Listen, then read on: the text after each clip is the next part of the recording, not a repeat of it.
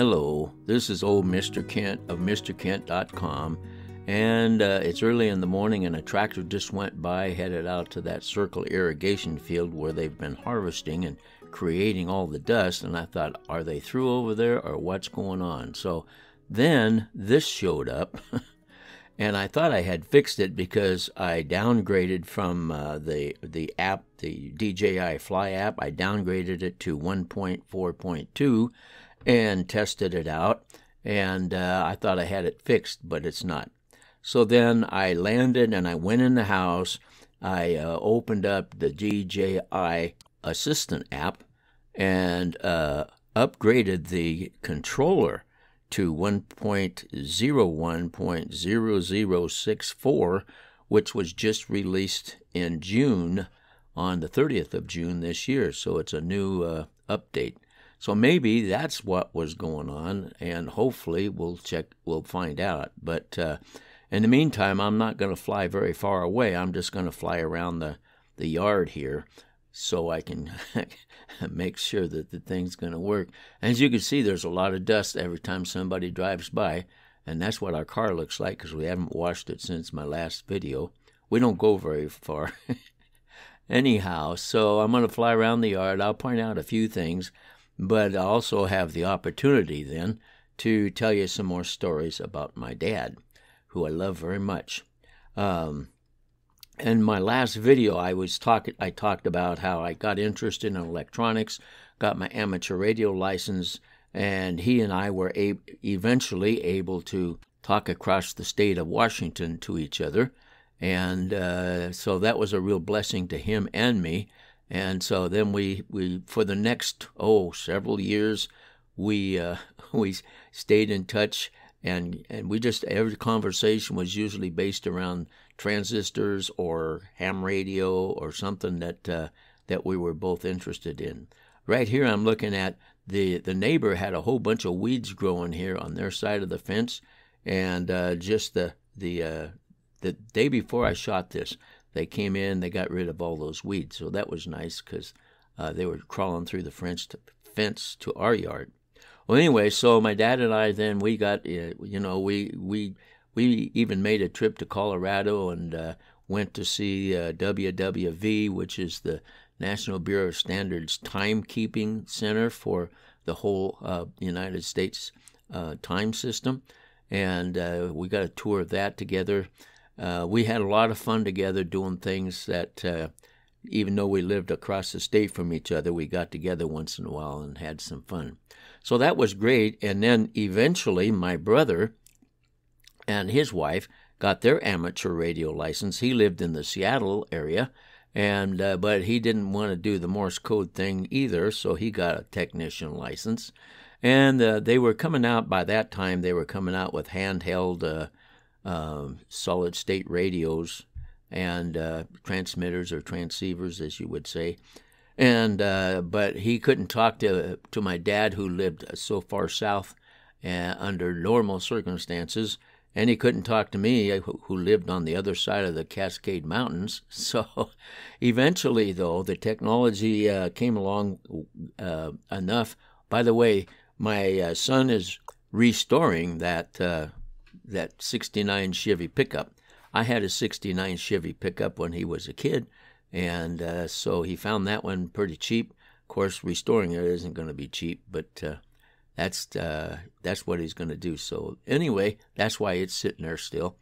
Well, back to the story. So with the technology that came along, amateur radio groups began putting in repeaters, and they put in a repeater on top of the Cascade Mountains, which is what divided the east and west sides of Washington State. So you could log into the repeater frequency and then use some tones and turn it on so you could talk to the other side of the state, going either direction. And so as it turned out, my brother and my dad and I eventually would, about almost every night, about 9 o'clock, we'd log into that repeater, and then the three of us could have a nice conversation, and that was so special. That was pretty cool. In fact, we did it often enough. By the way, that's an antique golf cart there that you just looked at. Anyway, we did it often enough that, all kinds of people were using it, but they got used to us coming on around 9 o'clock, and they got to where the guys would say, well, we better get off of here. It's coming up on 9 o'clock, and the father-son network is about to start. And, of course, it was just me and my dad and my brother. But anyway, we had a lot of fun with our amateur radios, all three of us. And we did that for years. And then finally, time went by, and my dad got old. But I got to tell you something I forgot to mention. Back in the 50s, and for about 30 years, there was this company called Heathkit. And if you wanted an electronic device of some kind, you could order the kit from Heathkit, get it much cheaper, and then you built it. And I did a couple of their kits, and I also people would sell theirs, and I bought a nice transmitter when I first got into ham radio. It was a Heathkit, and I had it for years. So you can look up Heathkit on the internet and see what all the things that they did. But my dad, when microwave ovens came out, by the way, my son and his wife were trimming this tree yesterday. Actually, it looked like a big bush. Now it looks a little more like a tree. The original tree got blown down in that windstorm that we had way over a year ago that did so much damage. Well, anyway, so my dad built my mom's first microwave oven was a Heathkit, and he built it, and it worked great. And so they had microwave oven for their microwave. For years and years and years. Well, anyway, and then eventually my dad, when he got up he passed away at the age of 83, and his health kept getting worse and worse because he had what's it called, emphysema or something like that you get. But he got it from the chemicals they were using when he was working for United Airlines, cleaning the bottoms of the wings when he first started working for him. Nobody knew that was going to happen, but anyway, it messed him up, and so eventually he had breathing problems, and he passed away at 83. So he assured me before he passed away that we'd get together again someday up in heaven, and I'm looking forward to that. So anyway, those are some stories of my dad, and I loved him so much, and he was a really, really good man, and there's a lot more. If I could just remember them all, there's a lot more things I could tell you about him, but he was pretty special. Well, it looks like I'm not having any trouble with the new the upgrade for the smart controller.